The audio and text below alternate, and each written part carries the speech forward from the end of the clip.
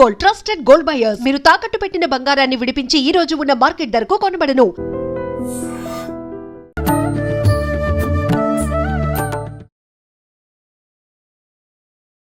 నమస్కారం, welcome to I dream. ధర్మ మార్గం విత్ విజిత కార్యక్రమానికి స్వాగతం.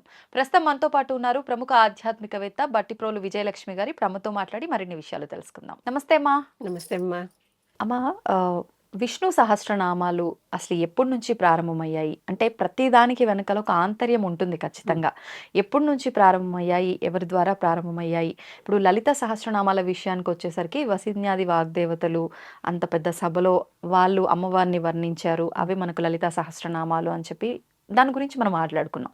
మరి విష్ణు సహస్రనామాల ప్రారంభం ఎలా మొదలైంది, ఎవరి ద్వారా మొదలైంది, దాని గురించి ఒక వివరణ ఇవ్వండి. విష్ణు సహస్రనామాల గురించి మనకి మహాభారత గ్రంథంలో వస్తుంది. అసలు మహాభారతంలో లేనిది లేదు, అందుకే అది మహాభారతం.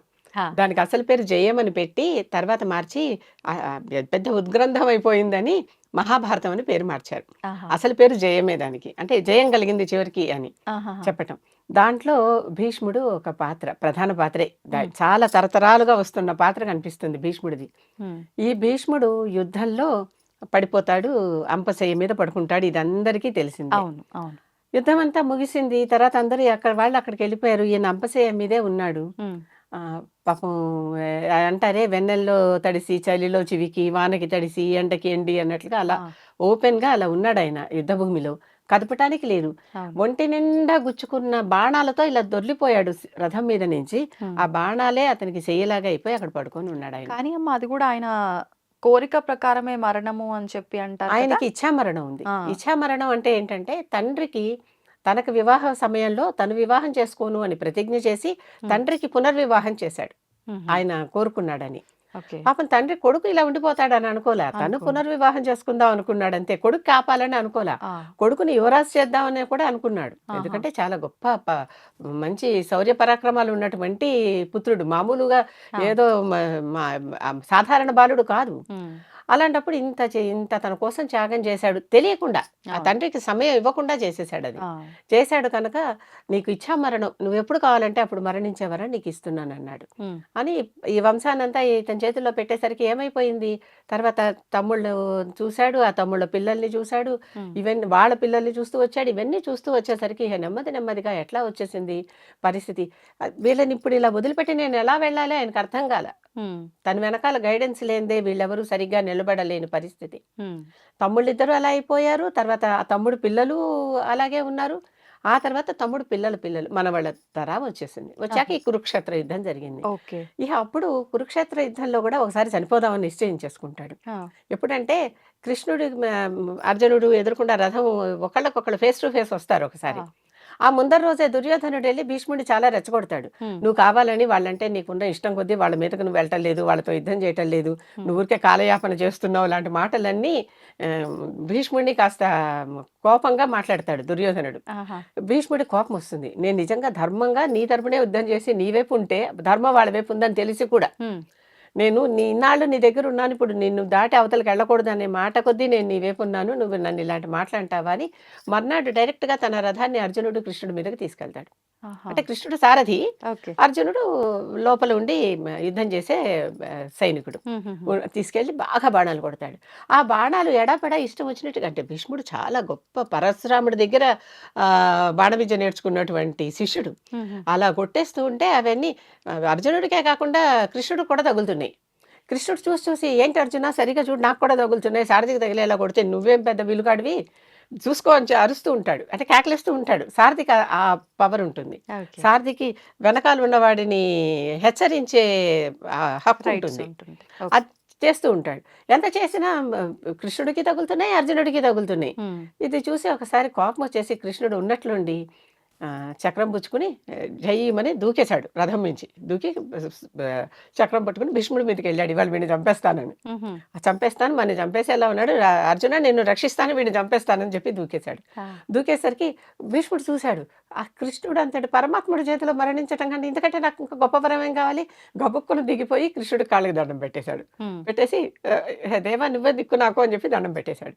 దండం పెట్టేశాక ఆ అర్జునుడు వచ్చి కాళ్ళ మీద పడ్డాడు. నేను కదా చంపాల్సింది, నువ్వేమో యుద్ధంలో ఆయుధం పట్టను అన్నావు కదా, యుద్ధం అవును. చేయను ఆయుధం పట్టను అన్నావు కదా, అవును. అలాంటి నీ మాట ఒకటి పోతుంది, నాకు బరువు తక్కువ కదా, నువ్వు చంపితే నేను కదా చంపాలి అవును. అని అర్జునుడు వచ్చి కాళ్ళ మీద పడతాడు. ఆహా. ఇద్దరు అటు ఇటు ఉంటారు. సరే కృష్ణుడు కొంచెం కోపం తగ్గించుకుని మళ్ళీ రథం ఎక్కుతాడు. భీష్ముడు నేను చచ్చిపోతాను అని చెప్పి దిగాడు, ఇచ్చామరణం అడిగాడు, కృష్ణుడు ఇవ్వలేదు. వరం ఇవ్వలేదు. కృష్ణుడు కావాలనే నాటకమాడి ఆ వరాన్ని వేస్ట్ చేశాడు, ఆ వరాన్ని వేస్ట్ చేశాడు అనమాట. ఆహాహాహా. ఎందుకంటే ఎవరికైనా కూడా వారు చేసిన పాపాలు అంతమైతే కానీ మరణం రాదు.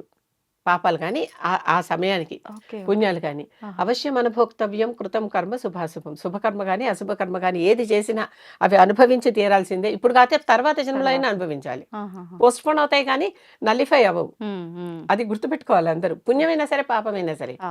ఇతను చేసిన పాపం ఉంది, ఇంకా ఇతనికి అనుభవించాల్సింది ఉంది. ఉమ్. హాయిగా వచ్చి ఇప్పుడు రథం మించి దూకి చంపేసేయి అంటున్నాడు అని మళ్ళీ కృష్ణుడు వెనక్కి వెళ్ళిపోతాడు. సరే మళ్ళీ మిగిలిన యుద్ధం జరిగింది. బాగా బాణాలు తగిలి ఈయన పడిపోయాడు. పడిపోయి అలా ఆ తల్లి గంగ వచ్చి ఇచ్చిన నీళ్ళే ఆహారం అంతే, దాని మీద అతను అలా పడి ఉన్నాడు. ఆ. అప్పుడు ఒకరోజు ఉన్నట్లుండి కృష్ణుడికి భీష్ముడు తన్ని తలుచుకుంటున్నట్టుగా అనిపించి గబగబా వెళ్దాము భీష్ముడి దగ్గరికి, భీష్ముడు నన్ను తలుచుకుంటున్నాడు, ఉమ్. ఎంతో గొప్ప మంత్రాంగవేత్త, ఆయనకి తెలియని సూత్రాలు లేవు, రాజకీయ విశేషాలు లేవు, ఆయన దగ్గరికి వెళ్ళి అవన్నీ నువ్వు నేర్చుకోవాలి, ఉమ్. పరిపాలన ఎలా చేయాలనేది ఆయన నుంచి నేర్చుకోవాలి నువ్వు ఉమ్, ఉమ్, ఉమ్. అని ధర్మరాజుకు చెప్పి వీళ్ళందరినీ తీసుకెళ్తాడు. ఉమ్. వీళ్ళందరూ వెళ్తారు అక్కడికి. వెళ్ళాక ఆయన్ని చూసి అందరూ చెప్పు తాత ఏమన్నా చెప్పు, మేము నేర్చుకుంటాం ఎలా చేయాలంటే ఆయన చెప్తూ ఉంటాడు. ద్రౌపది నవ్వుతుంది. ఉమ్. ఎందుకని? ఎందుకు నవ్వుతున్నావు ద్రౌపది అని అడుగుతాడు భీష్ముడు. ఇంత నీతి సూత్రాలు చెప్పేటంతటి వాడివా నువ్వు, మరి ఆ రోజు సభలో నా వస్త్రాపహరణం చేస్తున్నప్పుడు నీ నీతి ఏమైంది అన్నట్టు. ఉమ్. అంటే అప్పుడు చెప్తాడు, అప్పుడు నేను అధర్మపు కూడు తింటున్నా, ఉమ్. మనం తినే ఆహారమే మన గుణాలుగా ప్రతిఫలిస్తుంది, అందుకే యుద్ధం చేయాలంటే రజోప్రధానమైన ఆహారమే తినాలి అని ఒకసారి ఎప్పుడో మనం మాట్లాడుకున్నాం అవును. కూడా. అవును. సాత్వికంగా పూజ చేయాలంటే సాత్విక ఆహారమే తినాలి, అంతేగాని ఆ ఆహారం తప్ప ఈ ఆహారం ఒప్ప అనేటటువంటి మాటలు ఉండవు. ఓకే. పరిస్థితులను బట్టి. అందుకే రాత్రిపూట బాగా నిద్ర రావాలంటే ఈ తినండి అని చెప్తూ ఉంటారా ప్రత్యేకంగా, అది ఈ తమో గుణం రావాలంటే అవి తినాలి. కేవలం మన ఆహారమే మన గుణంగా ప్రతిఫలిస్తుంది. అంతే. నేను అధర్మపు కూడు తింటున్నా, అధర్మవర్తన చేశా, ఉమ్. ఇప్పుడు ఇన్నాళ్ళ నుంచి ఆ రక్తం అంతా కారిపోయింది, అవును. ఈ బాణాలతో ఆ రక్తం అంతా పోయింది, ఇప్పుడు కేవలం ధర్మమే మిగిలి ఇలా ఉన్నా కనుక ఇప్పుడు నాకు చెప్పే అర్హత ఉంది అంటాడు. ఓకే. ఓకే. ఎంత అంటే తను తప్పు చేశానని తెలుసు, ఆ తప్పుకి శిక్ష ఉందని తెలుసు, ఆ శిక్ష అనుభవించేశాను కనుక నేను చెప్పచ్చు అంటాడు. చెప్పొచ్చు. అప్పుడు కృష్ణుడు అంటాడు, చెప్పు నువ్వు అంటే కృష్ణ నేను నిన్ను ఎంతో స్తుతించాలని ఉంది అంటే స్తుతించమంటాడు.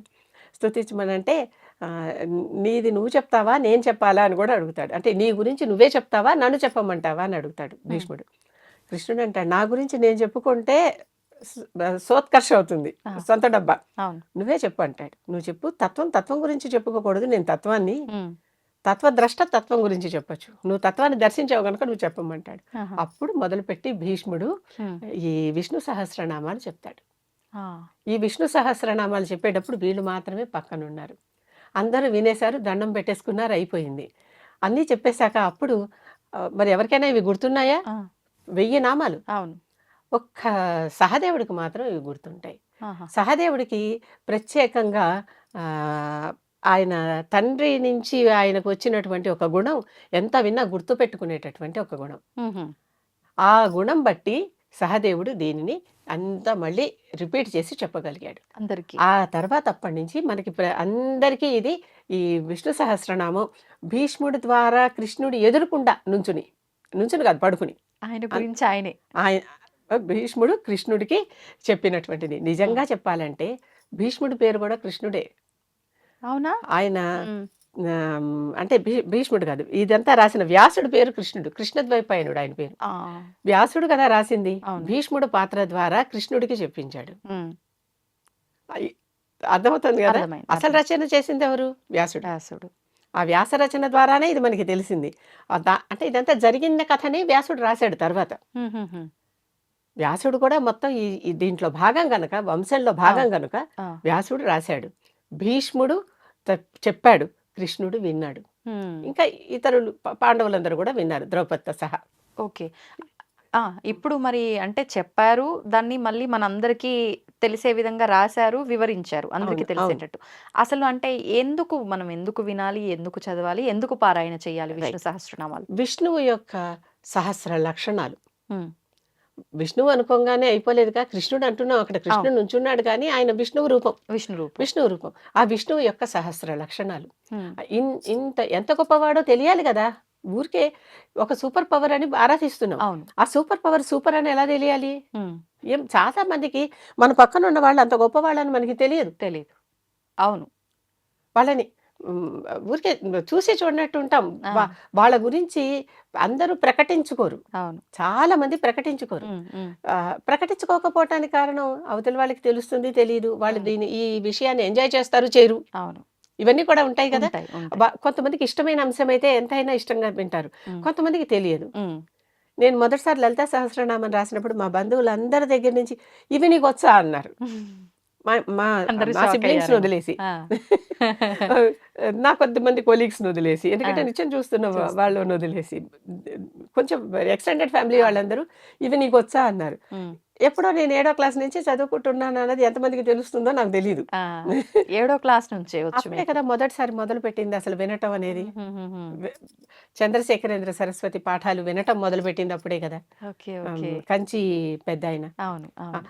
అలా అది నాలోనే ఉంది, అంతే. ఉండని నేను ఉమ్, ప్రకటించుకోవాలని నేను అనుకోలేదు. ఉమ్, తర్వాత కరోనా కాలంలో ఏం చేయాలో తెలియక బయటకు వచ్చినవి అవన్నీ. అవును. అప్పటి నుంచే నేను బయటకు వస్తున్నాను. ఉమ్, అప్పటిదాకా నేను బయటకు రాలేదు. Okay, okay. అదే చాలా మందికి ప్రకటించుకోవాలని అనిపించదు. అవును, ఎందుకు అనవసరం. అవును. దానంతట అది సూర్యుడు తనంతట తను వెలుగు రావాలి గాని, సూర్యుడు కానీ ఏదైనా ఇంకొకళ్ళు తెచ్చి ఇది సూర్యుడు అని చూపించాలి. కృష్ణుడు కూడా అదే అంటాడు. ఉమ్, నా గురించి నేను చెప్పుకోవటం కాదు, నువ్వు చెప్పమంటాడు అదే. భీష్ముడిని. అందుకని భీష్ముడు చెప్పాడు. ఉమ్, అక్కడ ఆ భీష్ముడు చెప్పినటువంటి ఈ సహస్రనామ స్తోత్రం ఉందే, స్తోత్రం అంటేనే స్తుతించటం, అవును, అంటే పొగడటం. అవును. ఆయన లక్షణాలన్నీ ఒక ఇగో నువ్వు ఇంతవాడివి ఇంతవాడివి ఇంతవాడివి అని ఇవన్నీ వివరాలన్నీ చెప్పటం. దాంట్లో మొత్తం విష్ణువు చేసినటువంటి మొత్తం అన్ని కార్యక్రమాలు, ఎన్ని లీలలు అన్నీ తెలుస్తాయి అన్నమాట. ఎన్ని మాయలు ఉమ్, అవన్నీ కూడా తెలుస్తాయి ఆయన గురించి. అటువంటి స్తోత్రం విష్ణు సహస్రనామ స్తోత్రం. మరణ సమయంలో, అంటే ఇంకొద్ది రోజుల్లో నేను మరణిస్తాననగా ఆ సమయంలో భీష్ముడు చెప్పాడు. Okay, okay. చెప్పి ఉత్తరాయణం వచ్చేదాకా ఆగి, ఆ తర్వాత ఏకాదశి వచ్చేదాకా ఆగి, ఉమ్, అందుకని ఇచ్ఛామరణం ఉన్నా కూడా అప్పటిదాకా ఎందుకు ఆగాడు అంటే, ఒకసారి ఇచ్ఛామరణం విలువ అయిపోయింది. అవును. ఆ తర్వాత మంచి రోజు కోసం చూసుకున్నాడు, ఉమ్, ఉమ్, ఉమ్, ఉమ్. వెళ్ళిపోయాడు. ఇక్కడ భీష్ముడు గురించి ఇంకొక మాట కూడా ఆ, చెప్తా. అష్టమ వసువుల్లో 8వ వాడు భీష్ముడు. ఆహా.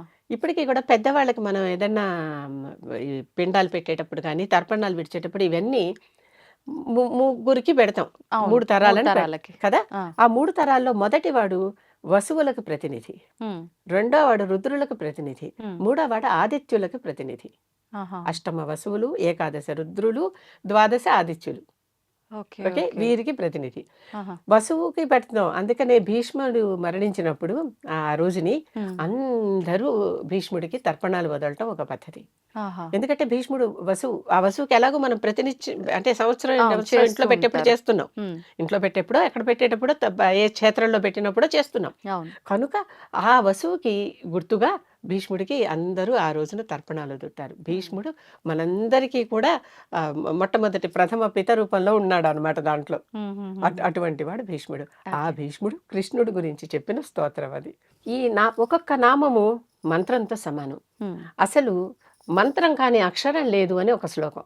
ఆ, ఏ అక్షరమైనా మంత్రమే. మంత్రమే. ఎందుకంటే అక్షరం నశించనిది అని అర్థం ఆ మాటకి. ఉమ్, నశించనిది మంత్రమే. కనుక ఏ స్తోత్రం తీసుకున్నా, ఏ మంత్రం తీసుకున్నా, ఉమ్, ఒక్క నామం తీసుకున్నా అది మంత్రంతో సమానం. మంత్రంతో సమానం. కనుక ఆ ఒక్క నామం పఠించినా చాలు, మొత్తం 1000 పఠించలేని వారికి ఒక్క నామం పఠించినా చాలు, వాళ్ళకి పూర్తిగా ఆ ఫలితం దక్కుతుంది అనేది ఒకటి. ఓకే. దీంట్లోనే విష్ణు సహస్రనామ స్తోత్రంలోనే చిట్ట చివరలో ఫలశ్రుతిలో ఉమ్, అక్కడ శివుడు పార్వతికి చెప్తాడు, ఉమ్, ఇంత చదవలేకపోయిన వాళ్ళు ఒక్క శ్లోకం చదువుకున్నా చాలు. ఉంటుంది శ్రీరామ అందులో. రామ రామేతి రమే రామే మనోరమే సహస్రనామ తత్తుల్యం రామనామ రామ వరాననే. అంటే శ్రీరామ రామ అని అనుకుంటే చాలు, ఉమ్, ఇది 1000 సార్లు చేసినటువంటి ఫలం అని. ఓకే. గణిత పరంగా కూడా ఉమ్, శ్రీరామ రామ రామ అనేది పూర్తిగా రామ అనే మాటలో తీసుకుంటే అది 10తో సమానం. ఆహా. అంటే దానికి అక్షరానికి నెంబర్లు వేస్తాం అనమాట గణితంలో మేము. ఉమ్, ఉమ్, ఉమ్. అక్షరానికి నెంబర్లు వేసి రామకి అది 10తో సమానం. 2 5 యారాల వల్ల రా రెండోది ఉమ్, ఉమ్, కనుక దానికి సంఖ్య 2. ఉమ్, తర్వాత మా పప్ప బభ మాలో మా 5ది ఉమ్, కనుక 5 దాని సంఖ్య. ఓకే 2 × 5 10, 10 × 10 × 10 రామ రామ రామ 3 సార్లు అనమన్నాడుగా. ఉమ్, రామ రామ రామ అంటే 10 × 10 × 10 ఎంత అయింది? ఉమ్, 30. 1000. ఓ సారీ 10 × 10 100, 100 × 10 1000. కనుక three times three times Rama Rama Rama అనుకుంటే సహస్రనామ స్తోత్రం చదివిన ఫలితం వస్తుంది అని ఈ స్వయంగా ఈశ్వరుడు పార్వతితో చెప్పాడు. ఓ ఇదంతా చెప్పాక ఇది భీష్ముడి చేత చెప్పించాడు, కృష్ణుడు విన్నాడు, వీళ్ళందరూ చూసారు. సరే వ్యాసుడు రాశాడు, మనకందరికీ అందింది. ఆ ఫలితంలో అసలు చదువుకుంటే ఏంటి ఇదంతా అని పార్వతి అడుగుతుంది. అది అడిగినప్పుడు ఎలాంటి మనకి ఆ విష్ణు సహస్రనామ ఫలశ్రుతి చెప్పినప్పుడు నిజంగా ఆ వాక్యాలు చెప్పుకుందాము. అసలు ఇటువంటి విష్ణు భక్తుడిని ఎవరు ముట్టుకోవడానికి కూడా సాహసించారట. అంటే అంత కవచంలాగా విష్ణు సహస్రనామాన్ని కాపాడుతుంది. ఇప్పుడు యుద్ధానికి వెళ్ళేటప్పుడు ఒక షీల్డ్ వేసుకుని వెళ్ళినట్లుగా అనమాట. అటువంటి ఎవరు ఏది కోరుకుంటే అది దక్కుతుంది. ఆ శ్లోకాలు ఉన్నాయి వాటికి ప్రత్యేకంగా, ఒక్కొక్క శ్లోకానికి చెప్పుకుంటూ వెళ్ళినప్పుడు అవి చెప్పుకుందాం. నిజంగా ఫలితం చాలా, అంటే ఇంత గొప్పదా విష్ణు సహస్రనామం, నన్ను ఇంత కాపాడుతుందా అని ప్రతి ఒక్కడు తెలుసుకోవాలి. అవును అవును తెలుసుకోవాలి. అటువంటిది ఆ ఫలశ్రుతి. నిజంగా తెలుసుకుంటే అందరూ ఫలశ్రుతి చదవాల్సిన అవసరం లేదు అండి. ఎందుకు చదవటం అంటారు. అది సహస్రనామంలోది కాదు కదా, పక్కన చదివితే వచ్చే ఫలితం కదా అంటే నిజమే, ఆ మాట కరెక్టే. కానీ ఒకసారి ఫలితం తెలుసుకొని చదివితే ఇంకా ఆనందం కదా. అవును కనీసం ఫలితం తెలుసుకోండి, అవును ఆ తర్వాత స్తోత్రాలు చదువుకోండి. అంతే. అది ముందుగా తెలుసుకొని చదివితే ఇంకా అంటే ఆసక్తితో చదువుతాం. ఆసక్తితో చదువుతాం. అలాగే మొట్టమొదటి పూర్వపీఠికలో కూడా అసలు ఇదంతా ఎలా చెప్పబడింది ఏమిటి అని కొన్ని శ్లోకాలు, ధ్యాన శ్లోకాలు, ఏదన్నా ముందర ధ్యానం చేసుకుని కదా మొదలు పెడతాం, అవన్నీ ఉంటాయి. అవన్నీ చేసుకుని చేస్తే మొట్టమొదటి అది బిగినింగ్ అనమాట. మొదలు పెట్టేటప్పుడు ఇలా మొదలు పెట్టుకోండి అని చెప్పటం. ప్రతిసారి చెయ్యాలని కాదు, అది అసలు తెలుసుకోండి. వాట్ ఈస్ దిస్ అనేది తెలుసుకోండి మొదటి దాంట్లో. ఇది ఎలా వచ్చింది ఏమిటి. చివరి భాగంలో అంటే ఉత్తర పీఠికలో దీని ఫలితం ఏంటి, ఇంత చేశాం కదా దీని ఫలితం ఏంటి అనేది అక్కడ తెలుసుకోండి. మధ్యలో ఈ నామాలన్నీ చదువుకోండి. ఒకసారి చదువుకున్నాకే ఫలితం తెలుసుకోవాలని ఎందుకన్నారంటే, లేకపోతే ఫలితాన్ని ఆశించి చదువుతాడు. అర్థమైందా? అర్థమైంది. చదివాక ఫలితం తెలిస్తే అదొక ఆనందం. తర్వాత ఎలాగో తెలిసిందే. ఎప్పుడు తెలియని దాకానే కదా రహస్యం, తెలిసాక అది రహస్యం లేదు, విచ్చుకుపోయినట్లే అది. కనుక ఫలశ్రుతిని చివరిలో పెట్టడానికి కారణం ముందర అసలు శ్రద్ధ కొద్దీ చదువు, చదివాక ఈ ఫలం వస్తుందని అప్పుడు తెలుసుకుని ఆనందించు. ఆహా, నేను ఇంత గొప్ప స్తోత్రం చదివాను కదా, దీనికి ఇంత ఫలితం కదా అని. అది సంగతి. ధన్యవాదాలు. నమస్కారం.